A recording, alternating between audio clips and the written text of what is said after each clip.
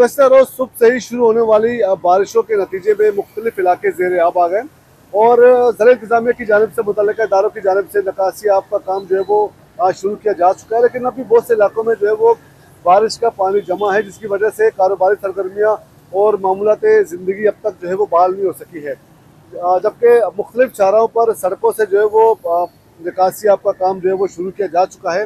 लेकिन बहुत से मकामात पर इस वक्त भी जो है बारिश का पानी खड़ा है और ख़ासकर शहर की जो तजारती मराकज़ हैं वहाँ पर भी निकासी आब का काम अब तक शुरू न होने की वजह से तजारती सरगर्मियाँ भी जो है मुअत्तल हैं।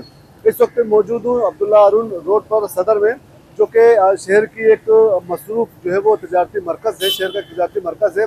लेकिन सदर के भी मुख्तलिफ मकामात पर अब तक निकासी आब का काम शुरू नहीं किया जा सका है। तहम जो अहम मराकज़ अहम शाहराह हैं वहाँ पर कुछ हद तक जो है वो इन इलाकों को जो है वो क्लियर किया जा चुका है। लेकिन अब भी बहुत से मकामात पर जो है वो बारिश का पानी जमा होने की वजह से निकासी आब का काम शुरू ना होने की वजह से अब भी जो है वो शहरियों को मुश्किलात का सामना करना पड़ रहा है।